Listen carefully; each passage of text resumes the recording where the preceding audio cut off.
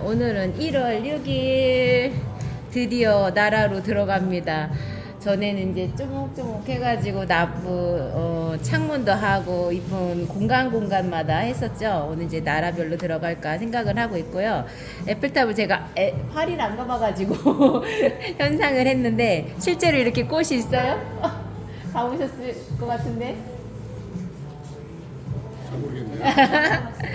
근데 사진들 보면 실제로 다 이렇게 이건 꼭 라일락 꽃 같고 제가 이제 여러 가지를 저장을 했었는데 이제 그림을 그릴 때 정면보다는 약간 측면이 그리기가 수월하니까 제가 그런 자료를 구했어요.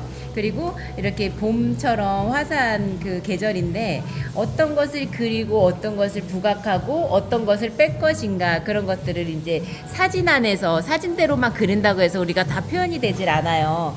이 잔가지를 그린다 해도 세세한 것까지 어떻게 하냐 이 마음의 부담을 갖고 있기 때문에 어떤 건 그리고 어떤 건 빼고 아니면 그냥 나무다라는 인식만 갖고 할 수도 있고. 근데 제가 선생님들한테 이제 보여드리려고 하는 거는 항상 마음의 부담도 없고 그 다음에 나만의 스타일로 이 그림 이 주제를 나타내면 된다라는 거예요. 그래서 이게 몇 칸인가 하나 둘 셋 넷 다섯 이러지 않아도 된다는 얘기예요. 그래서 제가 어젯밤에 하나를 그려왔어요.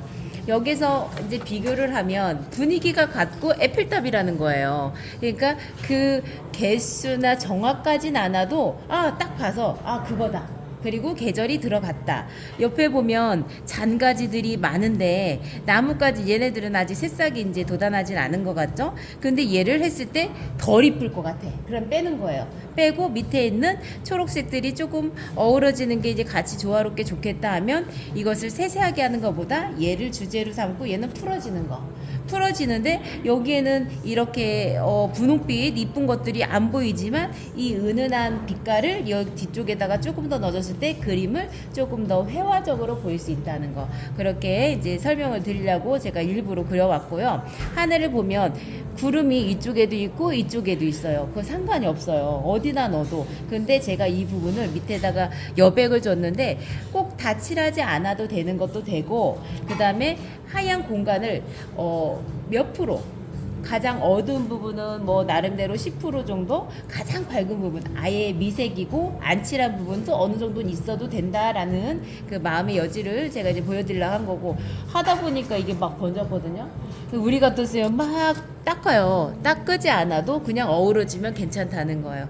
얼룩이 될 수도 있고 번짐이 될 수 있는데 하늘하고 이 정도 차이는 그냥 그림이니까 우리가 지금 사실적으로 똑같이 그리려고 목표를 잡은 거는 똑같이 해야 되는 거고, 그냥 분위기 좋고 내가 에펠탑을 그려봤다, 내가 색채를 이 봄빛으로 그려봤다 이렇게 느껴도 되는 거거든요. 그러니까 그림을 선택하실 때 자꾸 이래도 괜찮으면 내비두는 거, 닦아가지고 휴지로 하면 더 얼룩이져요.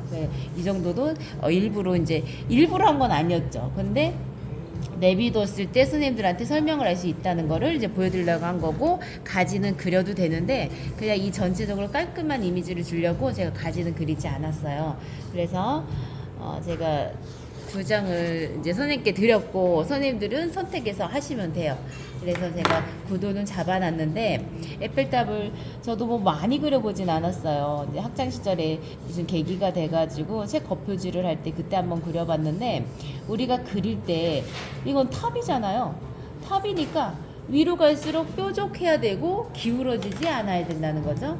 기울어지지 않게 하려면 처음에 양쪽을 그린다기보다는 가운데 구심점을 잡고 그 다음에 양쪽 배치하시는 게 좋아요.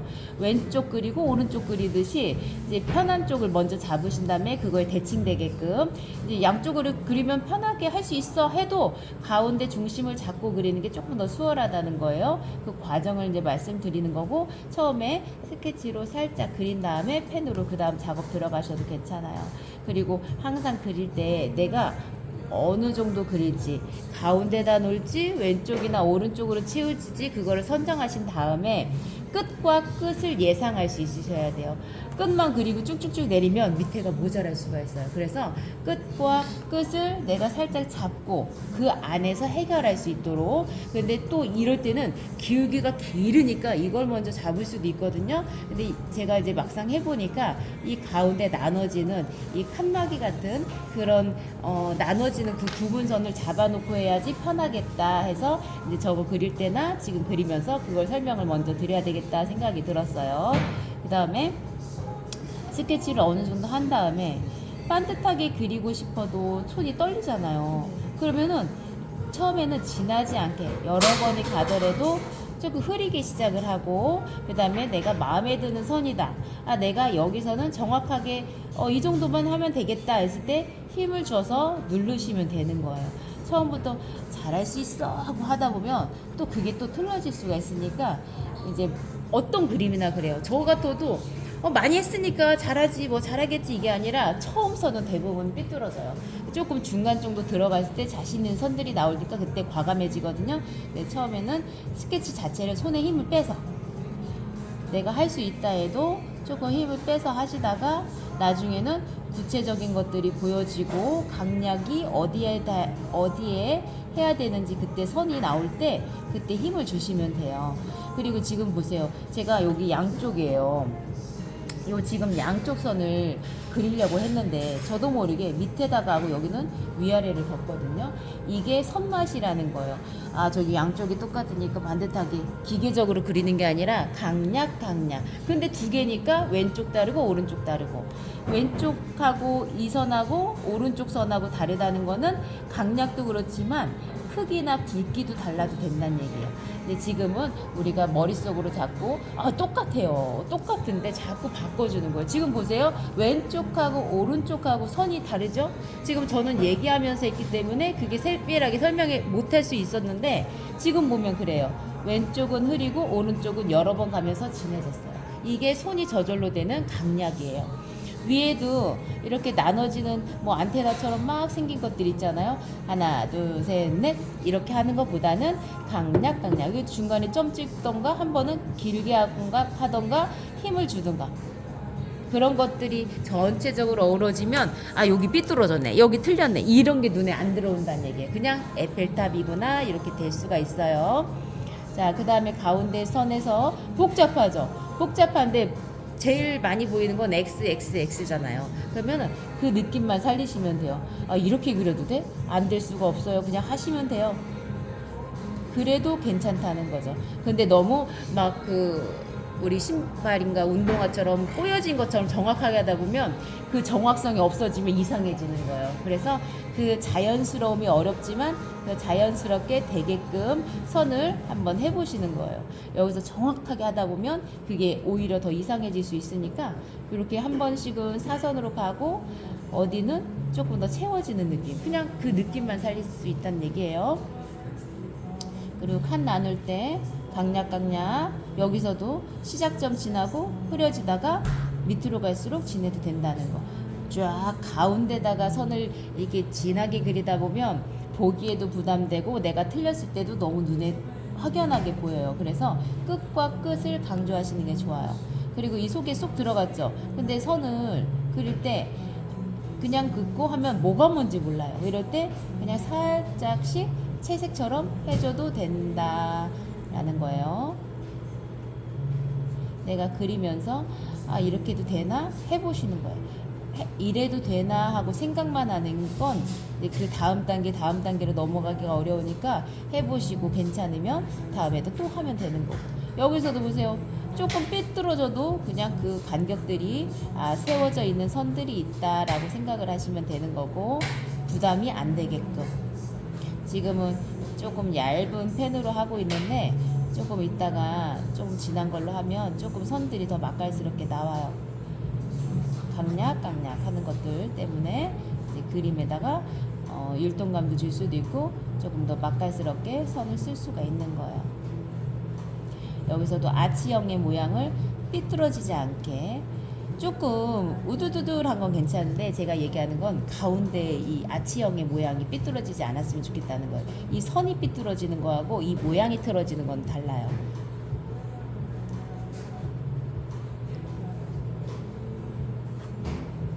에펠탑 주변에 이렇게 자연물들, 자연 그 숲처럼 표현해지는 것들, 우리가 생각하고 제가 설명하기 전에는 아 여기 앞에 있는 전신주인가 가로등인가 저걸 다 어떻게 하지? 막 이렇게 생각한단 말이에요. 주제는 에펠탑이고 이렇게 라일락처럼 이쁜 보랏빛이 있는 거, 그 다음에 여기도 앞에 봄 느낌 나게끔 색상이 있는 그 자연의 색, 요렇게만 생각하시면 돼요. 앞에 있는 이 풀 같은 거 아무 영향이 없다는 거죠. 내가 그림으로 소화할 때는 넣을 거 넣고 조금 더 확장하고 뺄 거 빼고 이런 느낌으로. 그리고 여기서 또 우리가 생각할 게 얘하고 얘하고 봤을 때 비중이 비슷해요. 크기도 비슷하고. 그럴 때는 내가 선택을 하는 거예요. 그림 안에서 얘를 살릴 것인가 얘를 살릴 것인가. 그런데 얘를 살려야 되네요. 앞에 있고 이 그림에서 어우러지게 이쁘게 해줄 수 있는 역할을 할 수가 있어요. 얘는 크기뿐이에요. 그래서 얘는 실제 녹색이 좀 강해 보이지만 흐리게 빼줘야 된다는 얘기죠. 얘를 화사하게 더 강조해주고 얘를 뒤로 멀리 있게끔. 멀리 있어도 얘가 크기 때문에 녹색이 강하게 들어오는데 이건 사진이고요. 우리가 그림을 그릴 때는 올록볼록 이렇게 조금 더 화사하게 표현할 때는 얘를 조금 더 익은 색깔로 표현하고 얘를 조금 더 화사하게 표현한다는 거. 그리고 조금 더 커져도 괜찮아요. 앞에 있다라는 것을 강조하기 위해서 크게 할 수도 있는 거고, 그림을 위해서 이제 그림의 구성적으로 주제, 부주제, 그 다음에 역할을 보조해 줄 수 있는 것들. 여기서도 지금 기울기가 아니고 그림을 가로로 길게 했는데 여기서는 그냥 풀어지면서 없어져도 이 한 장을 다 채울 수 있다는 거고요. 여기서 그리고 또 채색하기 전에 들어갈 게 이 가지가 문제잖아요. 가지를 이럴 때 그리시면 나중에 색칠할 때 따라할 수가 없어요. 그래서 그냥 내비두시고 붓으로 조금 어색하더라도 살짝 조심해서 직접 해보시는 게 좋아요. 스케치라면 그거 따라가다가 더 어색해질 수가 있어요. 그래서 이런 과정에서 붓으로 조금 더 자연스럽게 하는 게 연습이 될 거고, 붓 끝으로만 해보는 것도 연습이 될 거예요. 이럴 때 보면 또 스케치에서 설명이 많이 들어가는데 비슷한 비중을 갖고 있어요. 이렇게 꽃의 양, 덩어리. 그럴 때는 어디는 조금 뭉쳐주고 어디는 조금만 있게 하고 그림 안에서 그거를 배합을 하시면 돼요. 이게 위치에 따라 다를 수가 있고 자연물이니까 가능한 거예요. 근데 건물에서 여기는 체크무늬처럼 많이 하고 여기는 조금 하자 이건 아니고요. 자연물은 많이 필 수 있고 조금 필 수 있고 떨어질 수 있고 그런 거기 때문에, 그래서 밑에서도 크게 할 수도 있고 여기서도 뭉칠 수도 있고 뺄 수도 있다는 거예요. 근데 이제 제가 미리 말씀을 드리는 거지만 이 얘네들을 이대로만 하잖아요. 그러면 찌글찌글 해가지고 나쁘게 말하면 조잡해질 수도 있고 분산될 수도 있고 이래요. 그래서 그림 안에서 덩어리와 생략되는 부분과 여백과 활용을 할 때 뭉쳐졌다 풀어졌다 이렇게 대략적으로 그런 거를 생각해 주시는 게 좋아요. 이제 하시다 보면은 그래서 그랬구나 생각도 날 거고, 이제 또 잊어버릴 수도 있고 반복되어지는 것들이 있는데 색상이나 주제나 이런 것들에 따라서 다 달라요. 그래서 그림을 계속 할 수밖에 없고, 또 내가 원하는 스타일대로 하려면 계속 하다 보면 내가 좋아하는 성향도 나오고 내 손이 저절로 따라갈 때가 있어요. 근데 그 시기는 사람마다 다르지만 그런 이제 깨닫는 시기가 오시길 바라는 거고. 자, 여기서 이제 꽃은 제일 나중에 할 건데 꽃도 연하고 파랑 바탕을 좀 진하게 하고 싶고 이제 걱정이에요. 뭔가가 하늘에 걸쳐져가 있는 것만 보면. 근데 대부분이 하늘을 흐리게 해주는 게 좋은데 여기 같은 게 조금 색감이 들어갔고, 이 라일락 같은 꽃을 신경을 안 쓰고 하늘을 해주시는 게 좋아요. 그리고 우리 선생님들의 조금 생각을 한번 해보셔야 되는 거는 하늘을 칠할 때 물을 다 칠해야 된다고 생각을 하시는 게 있어요. 하늘이나 뭔가 이렇게 바탕을 칠할 때 왜 그래야 되는지는 모르겠으나 선생님들이 그거를 그때 다르다라고 생각하셨으면 좋겠어요. 그래서 지금 제가 물기를 만들었는데 어디는 묻어있고 어디는 덜 묻었거든요. 그러면은 이럴 때 구름의 바람 효과처럼 싹 스쳐 지나가는 효과를 줄 수도 있고요. 여기 들 묻었네? 그러면 들 묻은 김에 그냥 여기서는 물로 번짐을 해야 되겠다. 구름을 만들 때 조금 더 자유스럽고 자연스러운 효과를 노릴 수가 있어요. 만약에 다 젖어 있으면 그 안에서만 시간이 똑같은 시간이 주어져서 똑같이 번짐이 되니까 이 안에서도 변화를 줄 수가 없는 거예요. 이런데 들 말랐으면 들 맞은 대로 내비뒀을 때 또 그것도 괜찮은 거고, 우리가 의도는 하는데 의도성이 안 보이게끔 하는 게 이제 고수가 되는 거죠. 지금 보면 갈라졌어요. 그러면 갈라진 거를 유지하면서 하면 나중에 가까이 있는 구름이 될 수도 있는 거고, 내가 그림 안에다가 더 스토리를 넣는 거예요. 여기가 좀 진해졌네? 진해졌으면 이 부분만 강조하는 걸로 해야 되겠다 해서 풀어지기도 하고, 스케치북을 사용할 때는 이 가운데가 뭉칠 수가 있으니까 그거 조금 이제 참고하시고요. 이럴 때 겁나지만 그냥 합쳐셔도 괜찮다는 거예요. 어차피 위에다가 진하게 조금 더 표현하면 되는 것들이니까 하늘 할 때 조금 더 편하게 자유롭게. 그리고 이렇게 산 할 때나 멀리 있는 풀 할 때도 같이 겹쳐서 하셔도 괜찮아요. 근데 여기에서 만약에 여기 라일락 같은 꽃 이쁘게 하고 싶은데, 그럼 이럴 때는 물로 해가지고 그 부분만 좀 닦아내시면 나중에 할 수 있는 공간이랑 여유를 줄 수가 있는 거예요. 그래서 하늘 할 때 그냥 과감하게 하시고 그 부분만 조금 닦아내듯이 휴지로 찍으면, 휴지는 진짜 내가 딱 필요할 때 그럴 때만 쓰는 거지, 휴지는 웬만하면 안 쓰시는 게 좋아요. 그리고 휴지 하다가 이렇게 또 붙으면 휴지가 붓에 붙기도 하고 미세하게 안 좋으니까 그런 거 하시고. 그리고 제가 이제 항상 할 때 보면 하늘하고 나서 거의 앞에 있는 물건을 하질 않아요. 산이나 멀리 있는 것들을 같이 겹쳐지게끔. 왜냐하면 더 멀리 빠지게 효과를 내기 위해서. 그리고 지금 얘가 아주 멀리 있진 않지만 그래도 하늘하고 어우러지게 번지게 하면 이쁠 것 같아서 지금 할 거예요. 아까 너무 연두빛이나 초록빛으로 안 하는 게 좋을 것 같아요 했죠?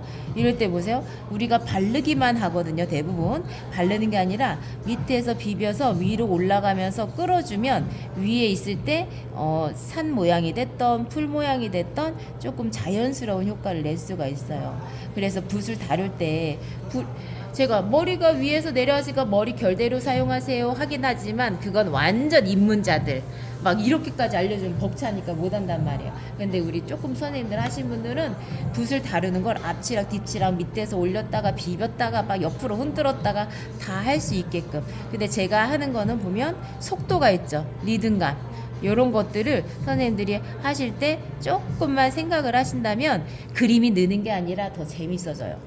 느는 거는 그 다음에 자연스럽게 되는 것들이고, 그림을 그릴 때 내가 오늘은 좀 특이하게 해봤네, 이거 하나 가지고도 설렐 수도 있고, 재밌게 하다 보면 느는 건 당연한 거고.